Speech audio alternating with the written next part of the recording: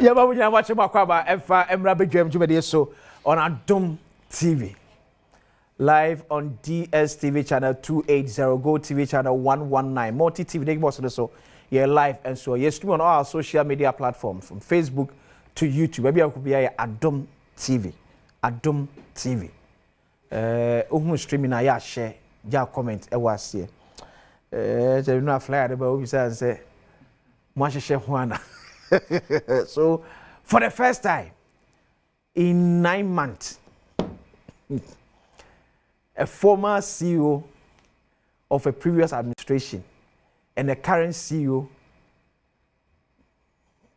of the current administration is here on the show.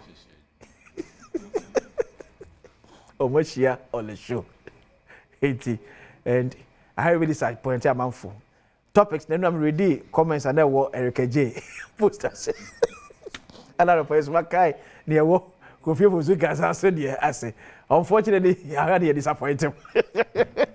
Me did the question. He said, I saw a different I care me actually. And one for belated happy birthday encore and for Reverend Victor Kusi Boatin. Papa Nenra Eya Wawoda. Yes, Yakopon Enshra. Nimpeja ye, a kessie. Send Adom no cost Yakase, a war, bosom. So, belated happy birthday. Encore and for my Reverend Victor Kusi Boatin. Eric Ejay, the Chief Executive Officer at the National Entrepreneurship and Innovation Program. Also a member of the Government Communications Team.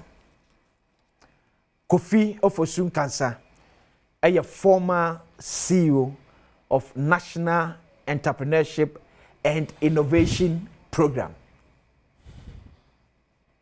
Also a member of the NPP National Communications Team.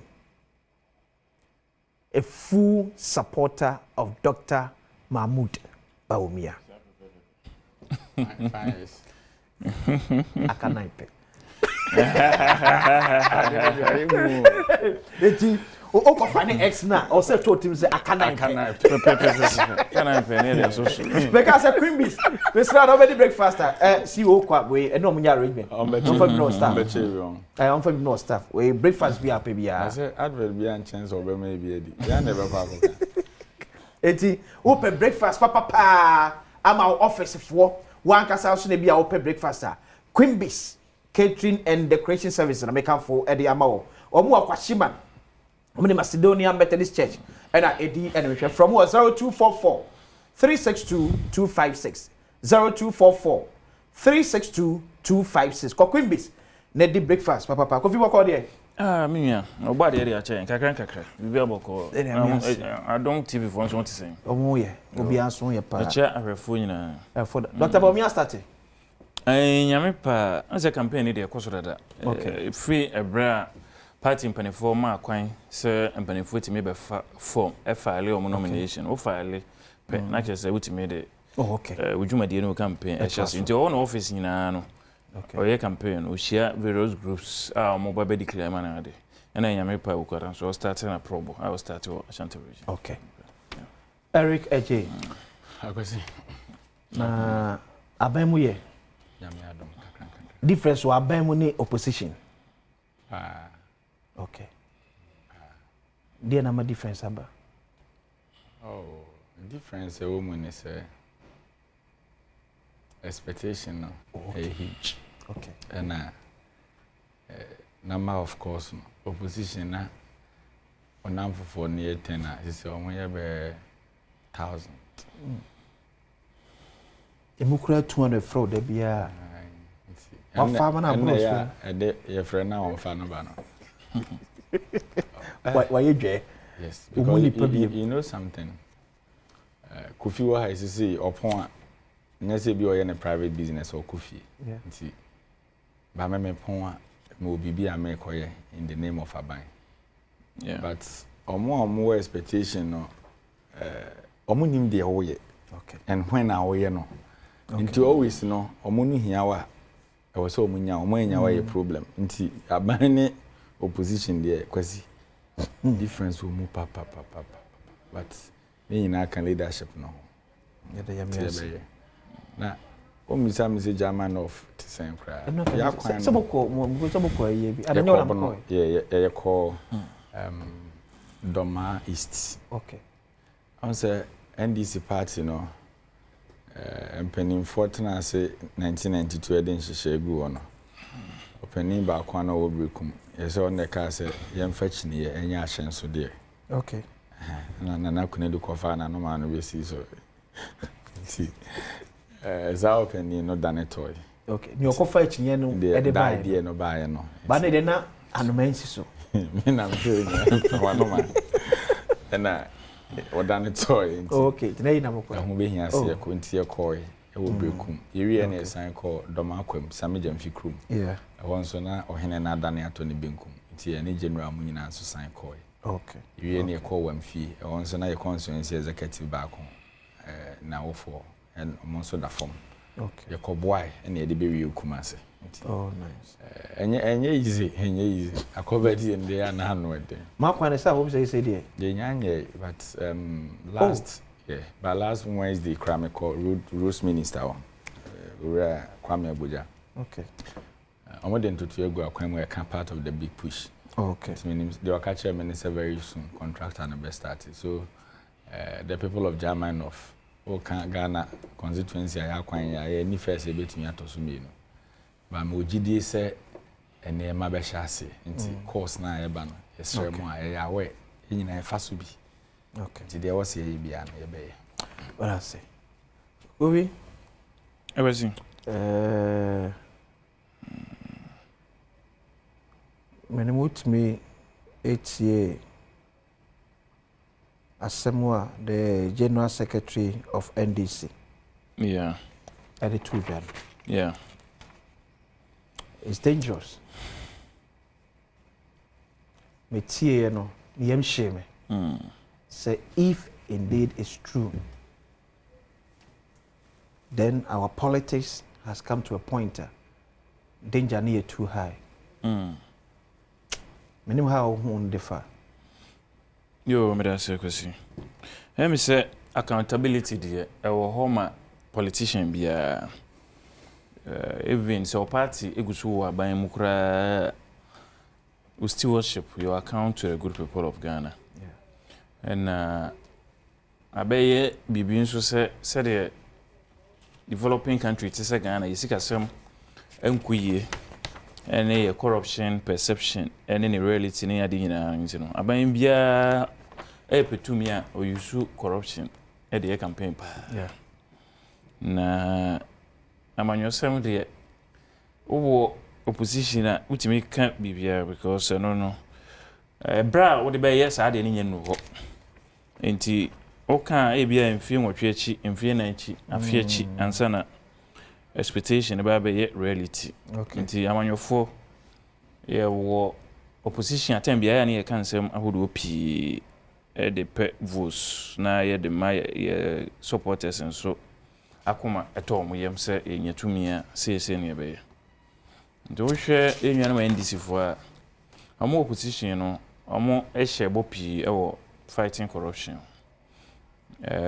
Omampani na do nko akufado omampani dada Osha enima wo ye se ode hye ate proye ne ketase so na ba ko panic digitalization. Okay. A year se we are buying our adopt e-government processes. Paperless portal de ba portal near the savings and mine wo ho identification system a de ba ya ene ye be synchronize harmonize integrate GRA systems ene obi aga na card number ye ne tena ni nyina be boa ma loopholes ya close special prosecutor de ba ye anytime bia minim no na ohwehwe MPP appointee bi na yete so no ensem when it was ongoing. Joshua Mampani Nana Danko Kufuor, he was very proactive in the fight because as any money in a boy na be a preventing him a betting crofo and drama susa.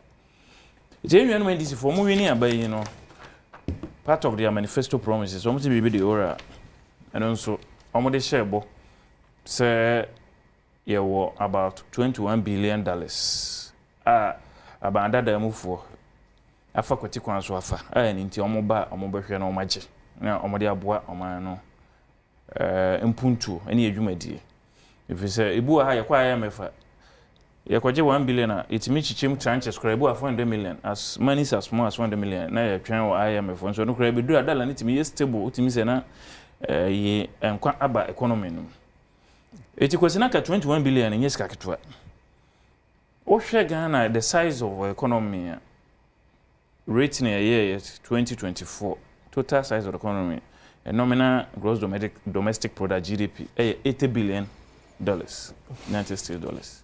It's in access or hanchiche mu adwonunum 25% of the size of the economy. And I know you say mobile according to Fubuto. Say we didn't anyhow.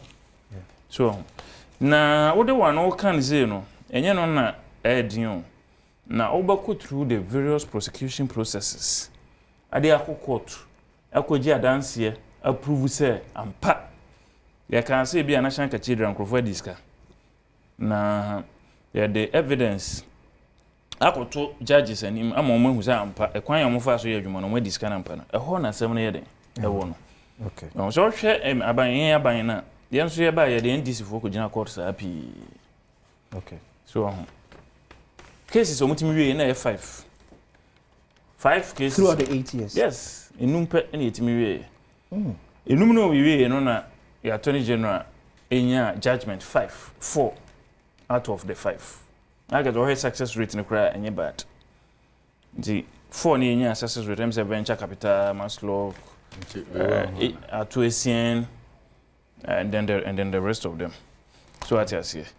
Na the akano so na ekoso na ye ongoing cases emi no ba ye no na nyina no muso ma fale no prosecute na o ma ye den o ma twansem enti omo ba na o se cooperation recover all lutd na nyina nka ya dwen ne se nka ensem ni nyina nko be ma na ye den atwa so to a logical conclusion. Okay, na nka kwati kwan bi wo ho a even though these were members of your government obi fa so a o ma ni sika kodi ni ho a enya na nka ya fa so ne aye den ne aje ohwe.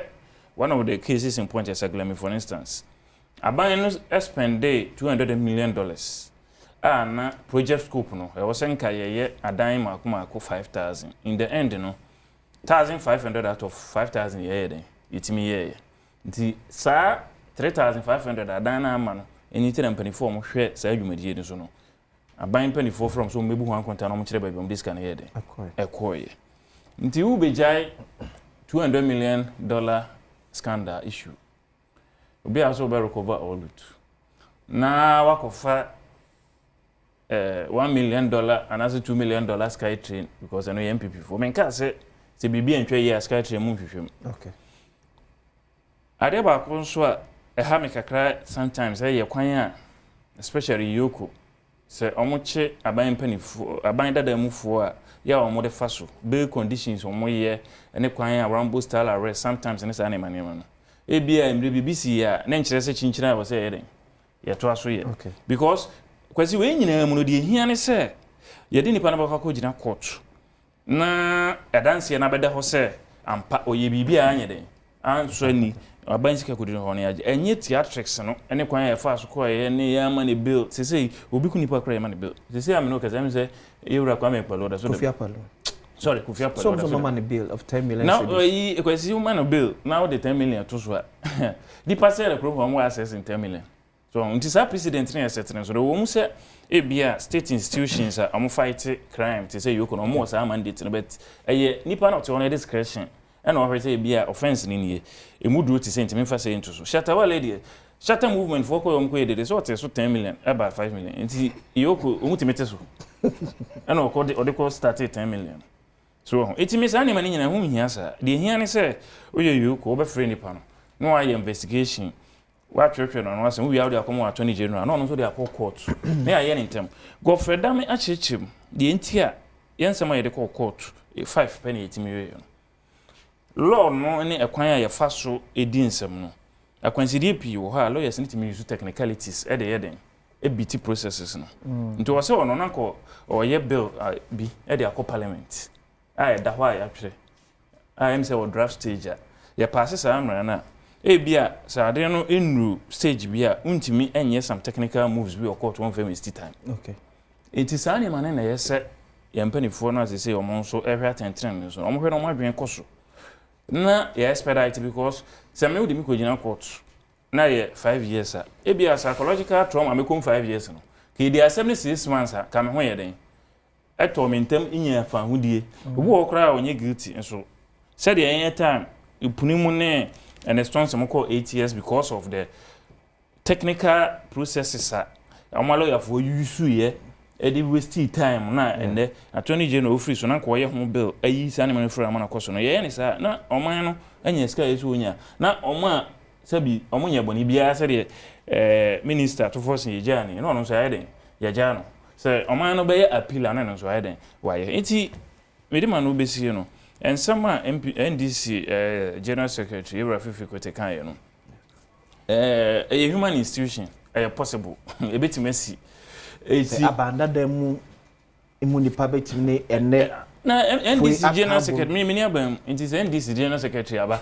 no abeka we ya who am I to say no ason dem kra adwirimo mosque kra adwirimo enti possible but sa na me nyina nyene sese de hia ne se ye befa kwan train so kwan papa so na say obi ye bibia enya na scan ya den ya jeffinism obi so ye free so a na ense say ye stressing too much say ye bechew ahomache da ho ne abefa ye meyo obi aye bone a we invite no the only case am support sa Rambo star arrest na ye say bia nipa na wanted but on suffer no na anye den wama okay yeah Wara City Kofi Ofosu Nkansah former CEO the man name and my yanhwe and Semua the General Secretary of NDC Ora Fifi Fiabe Kwete Edu Tujwa yedi ho enkomo. If it's to be done, it must be done well. And to be done well means it has to be thoroughly done, proper due diligence. The job must be properly done. And you are the lawyers, so you should know. If you say righteousness and justice should be the foundation, it must be. So you cannot in one breath be making proclamations that are condemning those who are on the other side, while you yourself are part of the system that wants to subvert the same laws and the same constitution, the same rights things from being done. So you should be the first point of making sure things are done properly. That's the only way we can establish a society that will be truly great and strong. My first point. My second is this. And Attorney General, I'm sure the pressure is mounting. We at the level of the party are picking the signals. And the signals we are picking is this.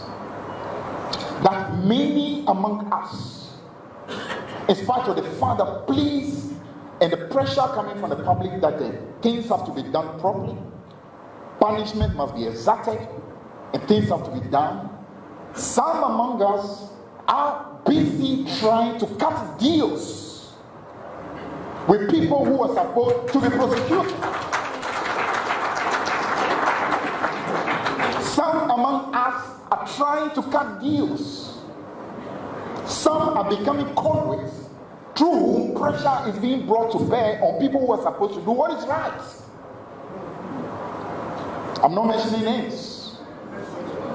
A time may come where we may have to. A word to the wise. Some know themselves. Those who are. We are hearing your names. Think again. Because this victory was achieved largely because the people of Ghana wanted the right things done. Not for deals to be cut. For them to say, okay, now that we are on the other side, we cut deals. The General Secretary of NDC, Ora Fifi Fiabe Kwete, any attendant can we echo so Abra NDC Mranim Foku echo Shem dear Elkumase. Thanks to CCTV or Madam Nyasa video. I channel way for channel 1 TV. I hope say Oba oni ko fin kati deal bia. That's a good one. Because who me no plan so far with me cutting the wa. I was about cutting the. Oh, yeah, cutting. So what cutting one can dey na for me can we. You're trying to listen to general. I was on the list. Or say for now the old modi. By a quiet nim net talk also sad dia. Say more cutting the near. But honestly speaking, that meant voice no. Me easy see our boy inti. I'm so what boy. Or a penny in the party. You war Aban CCA. You want cophobia still or more a 2 months you are. And then your china there be a cobe the party Jumano or more your can be part. Okay. And I commend him for the statement. And baby or tenno, any baby I met any pet. Okay. And somehow who do the general secretary Betino. Ebi am cramente. My general secretary meetings are hold or corner aban we muno. Me ntimi nko hobi. So what you say? Nti oya penny nti the all cano or no nim the all can. And if indeed that is the case, and you're good for our governance. Because you see, you're born to us, said your kind, you know. Some of us, almost all constituencies across the country, you're Kovansa, you're Twaba. And you're born to us, so you're a messenger, you're the Ghana for, say, a bar and who Juma and your burial. And I was a more visa about to a tone a canea feno. Na Ghana for the door now, which you probably say, MPP are buying that down nature mukono. Or maybe di dream park at us shene proye. Now there are perception away in the system. Okay. So some people voted for us. Say omunim say eba sa na mano. Ye behwehwe ne ma hodo pim. And so ye born to an ye kofa ora e de buy. Say operation recover all loots. I think say sa phrase na nkasa catch attention because nipa na ewo gidie say nkofo adi dream e wo man no mu no enya gidie o. Ye nya tumi no mampani pa committee ya obeka me ne remonacha mo ne COP Kofi Boache Domelevo na some other people Martin Kibumo. So they sat for weeks, almost more than a month cry. And your car say ususu say unim bibia aban no anymore, just bring it, they will vet it. Think of be submit your petitions in the account. And on say emra ho asem no. Enye just a day work said they be a yehu no. Said they na Kofi kan. The Dr. Opuniko Jina court. And fear watching. Them fa no court no kra no ni edi kan crucify in the social media. So can I find ex Kennedy Japan. Then na one come for Dr. Opuniko Kruma and now we chrome 4 and now we say net. We could do court no. The story was different. Okay. So now yaba bemu ya co-position yaba. You see you fight corruption. Won't mean sorry say we a paper man say we are born na o time ya now they are kojina court. Court here they are dance here neko. And I believe strongly say the ages department is doing a whole lot of things at ABA and Kofo in him. In a way I'm a bit closer to Attorney General Dr. Enemene fine pa. He's doing a lot. And see almost start more prosecution in court no. Also believing in the principle say yes also require no collusion no waba. Ko how be kwa but make sure say some na o dey court no o dey kwa kudin kunim na dey was o man nya free mu no o man nya free me no kaza sisi there were a lot of people am assuming timi modi okay ya omo kwa Attorney General ho so omo pe plea bargain abanda dan yes yes say a car omo na mo dwumadie so e ma o man boy no yes ye mo ntwia yes he said o me call as a media timi modi I know some of them. Unzo ntimi modin. When I'm here, they are more. Some age. Those people are going there to say sikana a 4 months as now matters and ya maybe cause of kukuomo I be court no. Is it not because Attorney General extended that open hand lintina? No, it's a part of simply bargain, a part of our loss. Yeah. You see, one thing I was at the tweet me say, because so before my sika. Now I saw the sika nebeba. Was it there be me jail? Okay. Jail na wo jail ni pa na individual na wo jail no meboa okay and na sika na wo je no e your man no na wo save no yeah nti we have to weigh the options okay obekaya Japamu case no. Omodi asem no call quarter. Ye di nyina ne enim say your boss out of force and now onye hwe. It got to a time company na no supply nyama no Japan ka say sika na ewo mu na omo ka no they are willing to pay. Okay. Yeah. And I go for Adom Attorney General so ntiase or call the prosecution ya ko jail nkofo. At the end of the day, ye di asem no wie no Japan ho son ato force no no abone ho son. Sika na anka omo se omo de ba na Attorney General anye ne den no. Many umi no ete ha nei sebe na sebe impreduasa na yansa ho. Ah? Uti de meka no.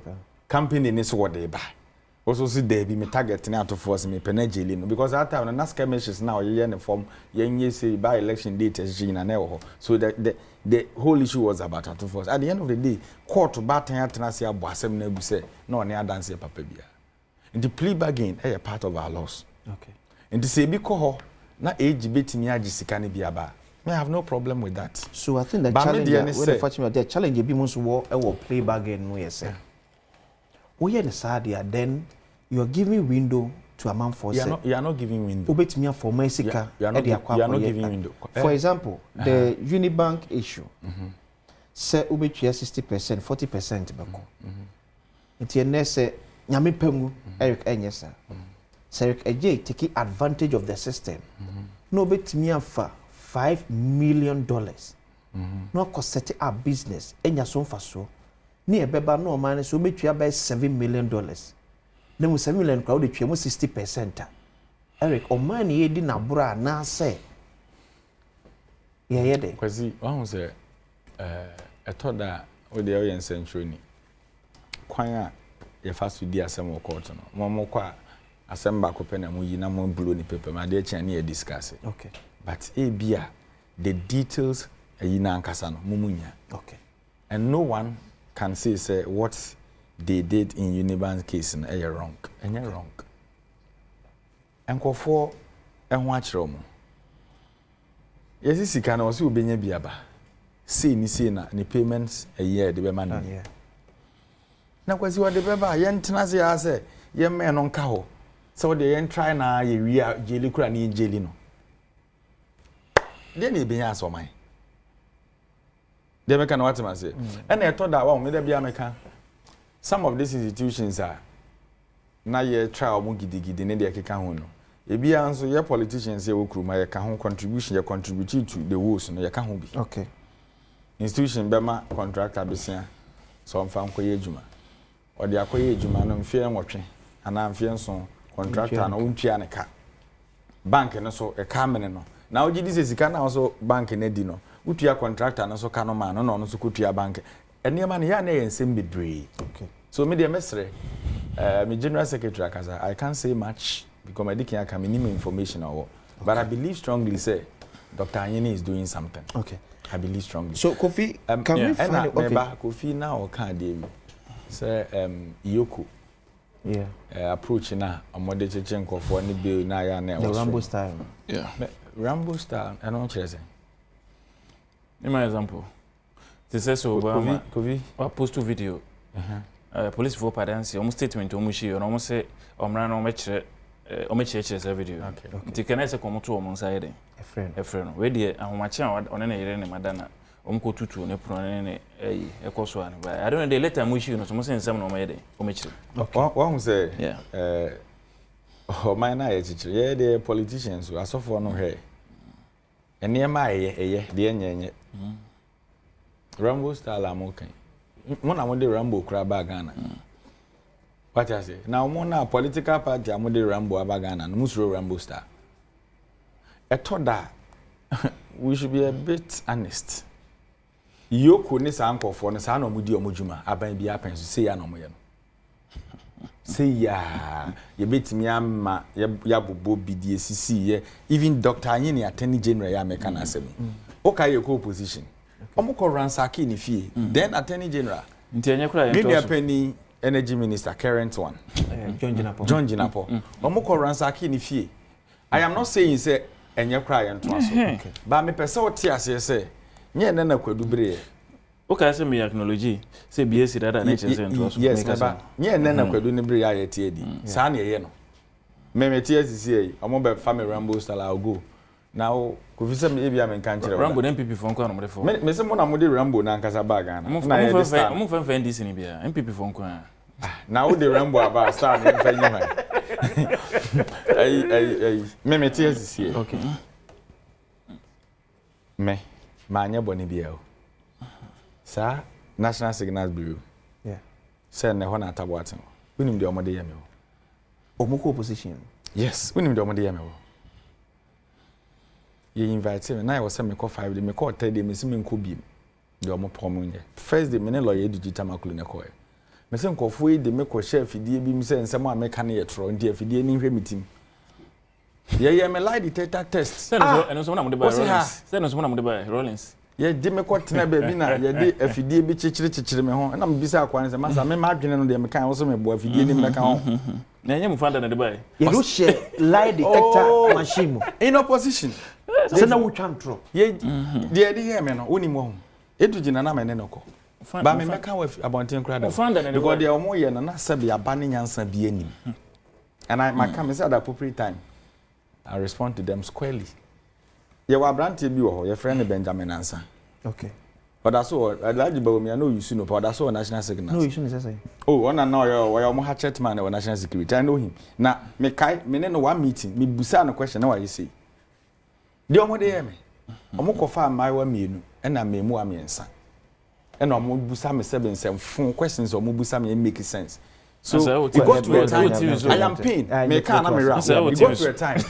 And I'll catch me lawyer and say, me ba fache me. Me straight here for. And I'll catch me lawyer and say on kasana say me yin 700. Need you catch say very good. Only how to communicate. Until someone can be ano jano.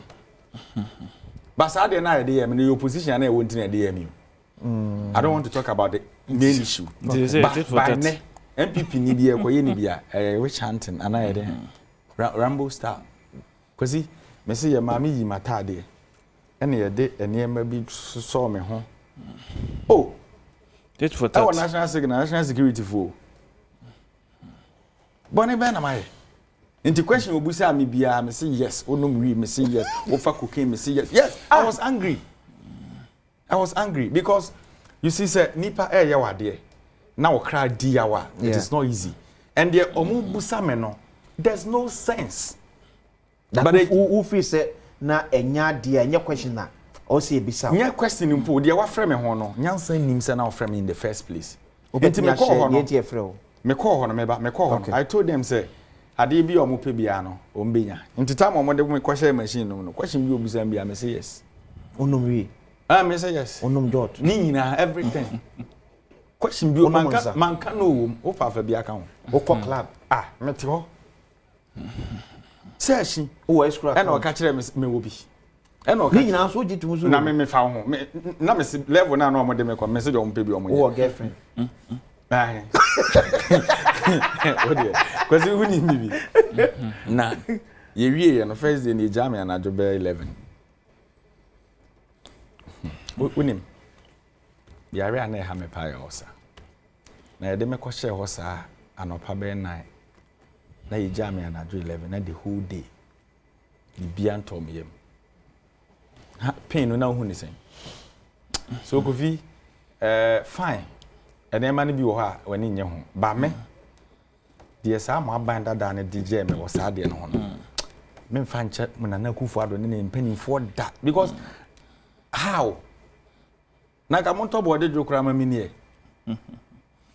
mini lawyer do jita ma so amro wadwan ze uhu se untumi opie free yo ko no tibi na tekora for this me ole aso amfa bian me lawyer na so ontwe ne ho ba bia me obi obetena ha nti otime nchesa nti what they say tu ni nyina se na kom de mo na se bi ono ne obi obotin ase oda na edu ba bi na o mo se ana o be detain me that night no na edu ji so o be detain me ono me be da ho nti detain to mo koba ye koba o ye detain me ye ja me be 11 mun so ka munya ade chi ye na o mo se men samra ye san koi third time no mo friend am catch o mo se me ma ite kwesi me ba mo no one difference the difference is I get you but the person me chair say we are politicians okay ye trasa, we should be very careful. Me the very day, me no penny atabo atemba ya me call signals. Me hu masa na ma come pai balu. Nipa na oye me sa no. I saw him. And on no anim say, saa de na ode ye me ne nenye. But aban bi na tie akonya so. Enti ene man ka say ye mfa sa anko ye kofi o. But the me pese me kire ne say one thing in politics enye nyamesom. Nyamesom ni timi ka say wo som nyame a wakatua wo soro. Na waje adi e be kwa akwaje wo ho. Ba me erikeje me de me principle ne say adwuma ye ye gipe wa asase so ha na etua no. Okay. Enti de amode ye nipa mrebi no. Don't forget say the bi be ye obi. Okay. Hwemi Asam George. Aya waso yetimi bo na so tro te se kromfo. Go visa ohun video no bi. Hu say na so on TV video. Okay. Ye bo na so tro se kromfo. Na no ye kwa blekuma na obi tu ko hede how ade abusukum. Ni nyina anye but the esim rebi no. E case study a obi so dey atu ni tim so no so nya nipa obeye ni bi. So we should be very careful how we do our things. Ye mebuno. Yes, you see, John Bodu Moko pension, ye nemo neba. Inti mu die bone a na madwene se ye nemo an. Say bone mu na mu die o. Inti kan say ye di mu bone a. Say mu na mu to me. You see, answer make us no. That was what I said. So I said because I even made reference to NDC for reset on kan. Amanyo for ya na so den kakra. Because any ma obi be yanya atanfo anase wo lusu goodwill no. Bon se fufuro ba no so be the same thing. Enti nema ya o chronicle o sisin. Ebia sa na mani bi enema ebia MPP kora goodwill no. Anam so nti omo ye den. Omo lusu bi. Okay. Mo ba mo se mo ba reset judiciary. Mo ba reset the administration of justice. It will be reset administration of justice. Na se BBC I was so west wagon. Na anko ya na kase wo ba no double ne triple. Oh the obo ayi kan former minister no asambo fenison deputy organizer so what you say nana lord deputy organizer di pa be me ma be edu no mo to share no so butu live kwesi won nana lord video na e bono no the deputy national organizer is that black man not yes it was terrible one who Sam George video no dey ohun black man there me but me cast my video okay so Sam George 80 me dey my channel me who say na fly you see we must stop somewhere so who said you can say I mean whatever idea young prosecuting the na say na nya idea na wonyina so until I condemn it but at least on my example say the busa 117 na ma ko fie say sambra. Those are the things we're expecting the government to do. So, a woman in Shishimono, a suspicion, and then you might be no more the Edgeman, son, a child, a money, a prima facie, and son as a wedding in a subu, high the cocoa, tabed, a baby. It's here, and if I may be one friend, Musana, no, someone who's a semina at Nipano, will be able to find no crew man as an Ukrainian day. Any. Okay. Mammy can be big a craving and fat, Rago for dame, quite of fast, yeah, on about to force him cases, and I know credit. Say play bargain on pe none of person jelin for because at was in play bargain go for them na no yeden or yeah okay and the friend is a Unibank there so abedu ha and a money ratio abeto 60/40 am the unso ntwe be na the aka no fa nkora on fa mo abo NDC no fa nyon because o muni penti untwe system no nya 40 yeah kan so na 40 aka na no de be ko o de ba be bo am so na technicalities bi over 40 mebo an o nyon na me kan nyon ne kan na me NDC so technicality ene we uni say na attorney general epese ensem no ekwa akodu no logical conclusion na yese prime suspect ni nyina je atum se omo na eba betua sika na nye se obi otenchan a o vendor na obeto ade na ebe den ebe betua eno ho entiase na anye de in fact omo ko conferences on the plea bargain kra attorney general department any accused no lawyers na yede ekosia okay ye twem ho case ni kosi sen yeah fine enti eno kra ye nyina so a kire se ye MPP ye wo so no the judiciary operated equally so as I say Assembly de kusi and say you lose high court no attorney general is an file appeal e wa appeal court and mobile ma beden mo betwem dey buy na yetwem oh yeah cases no mo file no prosecute what the kin aka mo file no prosecute case ni mo lose o high court agent ne ho ase interview we so it is still pending because he said aban lose asem na so aban san de kwa appeal court asem ni twem asem ni da so ho but no there is neither here nor there but then am person me chiri mo an say Attorney General was okay with the plea bargain. Okay. This can obey. Na ye ehun komodie say the oje tum so no na be tweska no eno ho na antiase anye den anye adwuma e ko ba sa ha because me I also agree say omani nusu ska be ne ye it is okay nipa no okoda mu na ye den What say and then man to be why time intina me general secretary ka say what the papa ya na national services or out me service pay no be me say na mani nyina we see suspicious allegation allegation it has not been confirmed say na mani nyina because me person me can say me eto da ma me ntu ye politicians no say nyame ye wadom na oba ban mu a ye de aban sika ma wa ya ma wani na ho kakra because oman ni nyina na wanya akwanya na osom ana meboa nti wo interest na aye sen wo interest chen okuro interest no and I near man be wo ye na ye ka ho asem ha ya na e difficult to even say nipa betime defend o kwasi national service why you adwuma wada David oni nkofo wa yonkofa o oni obi wa yonkofa nya ba say ye nipa die o ka ena na say omo ko no o ye na mo namfo very good and near man be na e ba abonte e allegations me nwenti me fanka say timbie ebe do court we say different matter court dan ho bobo na no wo ho but na me ka say nkofo start say plea bargain ni de keka ho no wotin nsem no bia abote nti ye besre ene ye na ye wa ban mu say ye say abandada mu fo no mebu akonta na ochena ya ye te so nei yes we be bebu akonta nti baby out in the bia no ya appointee of the president I say musu be katidi you do adwom bodu wona be nti say wo aban mu na ya ban pani a na wo ma wani ada ho maza now opuni wabreu na me ka say wo position o say your call regional caucus meeting na obetina ho utim say waye ha that's ya dia be chiam caucus yes dia be chiam caucus it's not easy yeah nti se ko kwa kuna judge one day obeka za fedie me ruling eba na dia be chiam caucus so nti na yes you streamline your judiciary processes no na attending na content because mo man no na mo ade we accused no so okay but as some for message kakra ya aba we see akosensia good morning. Let's give Dr. Baumia another chance. Because I do know something, the economy is still hard. Government is only interested in sacking and arresting people. Why? Kudos to my boss, Kofi, Keke, Edwin Frikaswa, and or the Ebai. Was it Kaswa Edin? Kaswa Edin. What's your note? Kaswa Edin, and so many.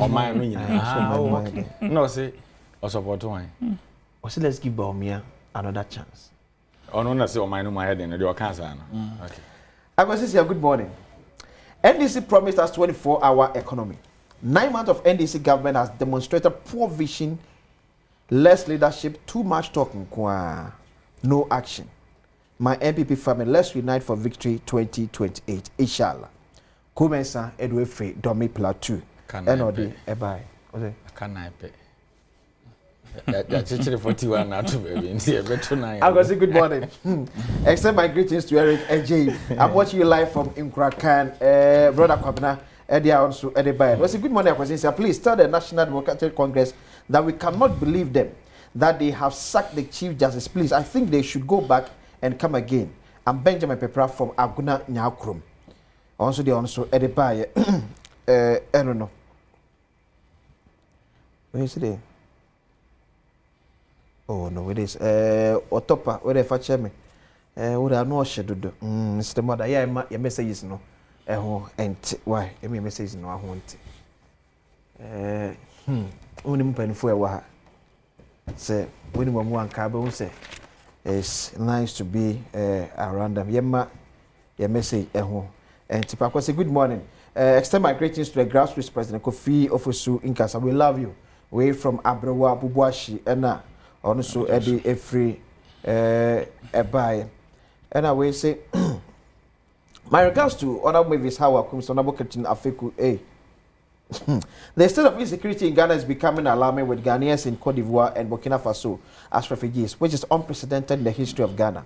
And that has what has Abronya done to deserve this intimidation and persecution, because we were in the country where he went Sami Jamfi and some NDC groups insulted Nana Addo Dankwa Akufo-Addo. No one arrested them. We are all Ghanaians. OPK. And anyway, and so every hour for God so by Kofi Menim so when you kwanya HMT chief of staff as more the tuja in building Ghana. Say no pay kwa me say America force after them one of them may cry no. Omo de cry. Obi Cameroon as almost why then. E was saying persecution me. So say o ni ahoto man. Abroye. So ni ahoto. Ono oya journalist so we be TV and now me ono na hoka. Debi o host show and say obeya nwumre. Na the journalist mobile so much be. Matata bi o say munya for remember mo president e benze. Abajumfo. Jumfo on command form no register. Because co position na obi a TV. Onye member of GG. And I'm say monye o monka na monye no. Na Media Foundation for West Africa for so can be man. As say media na social tata boy me social media tata boy oh is what file for jandam no bia. Why na tata? Oh. Na ye kan aba. Is what file for TV. Na mo tata me say abronya na mo timi ko tata no. Abronya ono mahama mamu we na ono impact be na wo ye so ye tata no. Yeah, obi a mo che TikTokers. Abronya na mo timi nche. Ono kwambafo minia ye ni sesen obi a mo timi che TikTokers say ye problem an party ye kontata obi a ba mo che TikTokers mo timi nche regional for even asylum kwame enough of the jandam we will crow here so betwe krata ubetimi afasampa Ivory Coast ye musa hwe na okọ so say ha hia ma na won nsem a waka ne krum ha se nipa ka se yedi wanu achi a na se ka woni di wa ban we pen so. But we are all citizens of this country. You know, he's a brother. Many any problem. Yeah. But me dey say, nipa wo ho ade bia me pay unnecessary attention. Obi anye ni hu, onye President Mahama target. Because enkofo ade omubu o manya ya president mamufo ho to mo no kwa menye problem won ka ho bi. But TikTok is no problem. Kwa me kasa o kasa fa ban we hu bia no. And travel 1 minute. Okay. Because no say the TV station. Fine is ya no fine. Inti ene ne. If TikTok is now come myself. You see, that is the reason why NEIP. Yeah. You see, you be training ethical content creators. Ethical is underlined. The fact that NEIP. Yes. Yeah, be application NEPA 2000 and something apply. Yes, yeah, but say to one app. Ethical content creators. Yes, we are coming to do that. You know why I'm doing so? Many what years the ones also TikTok for in a yeah. Ba ko ye de omoko na metie ne ma me interview. Ma me ne si officer hwi. Nkran kra onim ha o ma hada. Wo te se hwi ada bokrum. Wanya kwanya bedu nkran. Wo so ye adwuma ma ne fie no.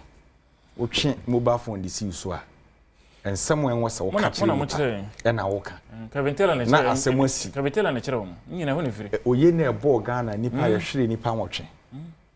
Na wetimi kotena TikTok ka say and the next person your president you be kuno like put me ba you get your time. What is this something the boss to kuna na do mai meba wetimi kotena TikTok e ka say mampani ne you be kuno ye hu ba bia ni funu like what and you think this is a language security for first be you ano a o say you tata ni pa TikTok obi ahwere ne maame o de hwe soldiers no nkofo no mu ye ba akon wa wo ne ba be 3 months and this kunafo no hwe o video na wo obi ewu o man no bumbo aboye na wo bose na you think that is good enkofi enema we nyina Ghana for assess the to about ana mo mfa ma de fancy comedy se wan kokeka ne nsem wie owie ya na aka na pe ekwa embrace no se wa ya de comedy wan ka hwe o ti ase because ono the co-host to that platform no mo keka but what we are saying is some many party back in the sense some people fear was say me at all that shouldn't be the case and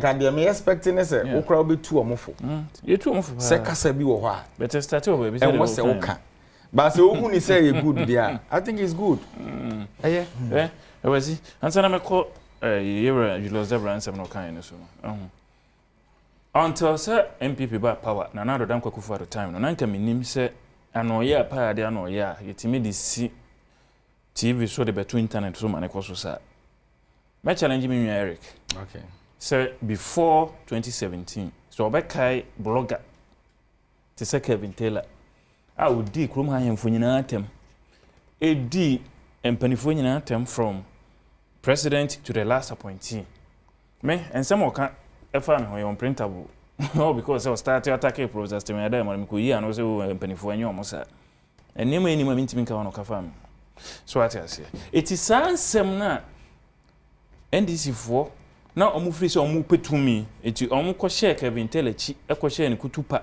man kan ene defamation cases are hold we kotia no omo protect no man of VIP lounge protection e dey for VIP e say e dey kwatena vice president residence e dey na ko Supreme Court through judicial research akokle no you see Kelvin tell anya boni bia wadi di otumfu atema anya hwe wadi ochehene atema wadi di ya na atema anya hwe wadi di friend say ogwache so ohini bia no ohini frame we are not the about tribes otumfu ne we ma so obu amfa ne otumfu de Kelvin tell akokot obi amfa ne anya court asem na me kan bet me ka say de wona onim nkofo akemi di o mata o listen of anya ma bobo chire na say so nkofo ya na no mo be ye say wona o treni omo menteni obi ya omo ambe kansem menteni obi so 18 menteni obi ya omo ye freestylist nya botre omo ye freestylist nya botre meba so ati ase ene idie o wa eti o ti amo na omo nam kuru ma sankrofo no asuen Kelvin Taylor ho ya ne de musu me nkasa ye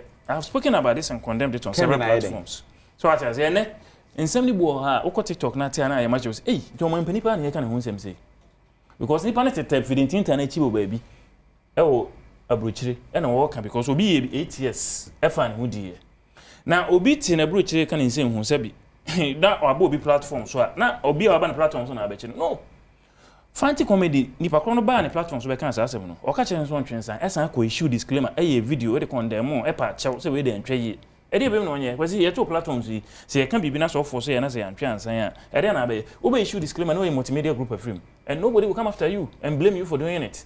You ever about women organizer Northton AY. I'm doing so on the voice any nipakro bruche or whatever or hide or cancer asem. I'm friend no and also drew be an CID on board voice and share no no may even even my voice and answer for me time. Na fa company nipakro no or can nipa or can twi na say me foolish case. You don't arrest somebody for obi offense as much as we condemn sa na no. Eni ame no ka say omo Kelvin Taylor no nya you. Onya iti oti no ko ebi ma no training of trainers na oye no ko tete no na ka kire ne say insulting and attacking opposition members because say it feeds into your political agenda and opposition party for ho enya kono eboa party ni internet dem nka me hu say NDC ni bia condemn Kelvin Taylor ubusa won a we say ko busa minister we ko busa won ko busa we time mo de 5 VIP launch by allegations obi e dwane. So we cannot play the ostrich and be hypocritical about this. Say you condemn one, you condemn all right. Yeah, you kwada na no makasa. Say ubetima kan wase criticize the government. Yeah, you zoom trainings na and more. Obu ha inexperience, enya bo apayo. Omo ye kwada, omu nim. It was excited. Say 400,000. Yeah, some of them are 18, 19, 20, 21 years. 40. Yes, some of them are very young. Only experience. Only secondary school and media pluralism. And the opening of the new media space here. The hands when you're talking Ghana, your smartphone. Also, you're a journalist. Fancy comedy, I can say me over close to 500,000 followers on TikTok. Or no, I can get 10 out of phones. So